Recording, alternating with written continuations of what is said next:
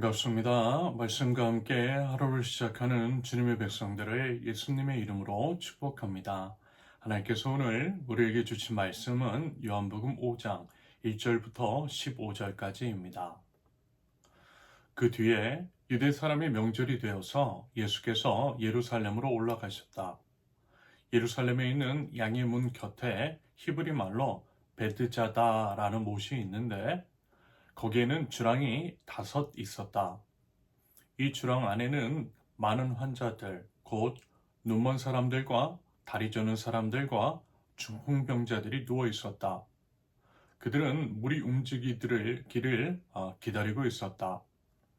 주님의 천사가 때때로 못에 내려와 물을 휘저어 놓았는데 물이 움직인 뒤에 맨 먼저 들어가는 사람은 무슨 병에 걸렸든지 나았기 때문이다. 거기에는 38회가 된 병자 한 사람이 있었다.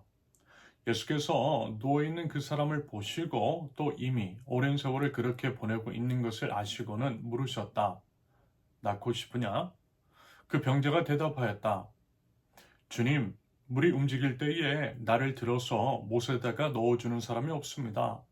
내가 가는 동안에 남들이 나보다 먼저 못에 들어갑니다. 예수께서 그에게 말씀하셨다. 일어나서 내 자리를 걷어가지고 걸어가라. 그 사람은 곧 나와서 자리를 걷어가지고 걸어갔다. 그날은 안식일이었다. 그래서 유대 사람들은 병이 나은 사람에게 말하였다. 오늘은 안식일이니 자리를 들고 가는 것은 옳지 않소. 그 사람이 대답하였다. 나를 낫게 해주신 분이 나더러 내 자리를 걷어가지고 걸어가거라 하셨소. 유대 사람들이 물었다. 그대에게 자리를 걷어가지고 걸어가라고 말한 사람이 누구요? 그런데 병 나은 사람은 자기를 고쳐주신 분이 누구인지를 알지 못하였다. 거기에는 사람들이 많이 붐비었고 예수께서는 그곳을 빠져나가셨기 때문이다. 그 뒤에 예수께서 성전에서 그 사람을 만나서 말씀하셨다. 보아라, 내가 말끔히 나았다. 다시는 죄를 짓지 말아라. 그리하여 더 나쁜 일이 너에게 생기지 않도록 하여라. 그 사람은 가서 자기를 낫게 하여 주신 분이 예수라고 유대 사람들에게 말하였다. 아멘. 첫째, 기다림의 한계. 1절부터 7절까지. 예수께서 예루살렘에 올라가셨을 때 양의 문 곁에 베드자다라는 연못이 있었답니다. 베드자다라고 하는 이름의 뜻은요, 자비의 집 또는 은혜의 집입니다. 하지만 그 이름의 의미와는 달리 그곳의 실상은 전혀 자비도 없었고요, 은혜도 없었어요. 먼저 3절, 이 주랑 안에는 많은 환자들, 곧 눈먼 사람들과 다리 저는 사람들과 중풍병자들이 누워 있었다. 그들은 물이 움직이기를 기다리고 있었다. 사람들은 천사가 가끔 연못에 내려와 물을 움직이면 먼저 이제 들어가는 사람은요, 어떤 병에 걸렸는지 낫는다라고 믿었답니다. 그래서요, 수많은 사람들이 그것에 이제 모여 있었어요. 그리고 이제 그 중에는 38회가 된 병자가 있었습니다. 여러분, 38년이면요, 거의 이제 한 세대죠. 아마도 이제 그 사람은 인생의 대부분을 그 연못가에서 보냈을 것입니다. 매일 물이 움직이기를 기다렸지만 그에게는 희망이 전혀 없었어요. 그가 말하는 것을 한번 들어보십시오. 7절. 주님, 물이 움직일 때에 나를 들어서 못에다가 넣어주는 사람이 없습니다. 내가 가는 동안에 남들이 나보다 먼저 못에 들어갑니다. 이처럼 아무도 그 사람을 옮겨서 물속에 넣어주지 않았기 때문에 38년 동안 단 한 번도 먼저 들어가지 못했던 거예요. 역설적으로 물에 들어갈 수 있는 사람은 가장 덜 아픈 사람이었을 것입니다. 거동조차 못하는 심각한 병에 걸린 사람은요, 꿈조차 꿀 수 없었던 거죠. 중풍병자인 그는 완전히 이제 고립이 되고 절망적인 상태였어요. 그때 말하자면 뭐라고요? 예수님께서 그를 찾아오신 겁니다. 여러분, 우리도요, 혹시 이제 베드자다 연못에 있는 것인지도 몰라요. 오랜 시간 동안 어떤 문제 가운데에 해결의 실마리조차 찾지 못한 채 그저 기다릴 수밖에 없는 상태. 그러면서 좌절과 실망이 너무나도 큰 상황. 때로는 인간적인 방법, 세상적인 해결책을 기다리며 지쳐있는 것이 우리인지도 모르겠습니다. 하지만 뭐라고요? 여러분, 우리 예수님께서 우리를 찾아오셨음을 우리 함께 믿으실 수 있기를 바랍니다. 둘째, 내가 낫고자 하느냐? 6절 그리고 8절과 9절입니다. 예수께서 그를 찾아오셔서 물어보세요. 6절 낫고 싶으냐? 당연히 낫고 싶죠. 그러면서 이제 이 질문은요. 진정한 의지가 있는지를 물어보신 겁니다. 때때로 우리는요. 병든 상태, 문제가 있는 상태에 익숙해지지요. 변화를 두려워하기도 합니다. 오랫동안 그와 같은 문제를 겪고 있으면 그렇게 되는 게 있어요. 그래서 말하자면 예수님은요. 그 익숙함과 두려움을 이겨내고 일어서고자 하는 의지가 있는지를 확인하시고자 했던 겁니다. 그러면서 이제 믿음을 또한 촉발하고 계신 거예요. 정말 원하는지, 나을 준비가 되어 있는지를 말입니다.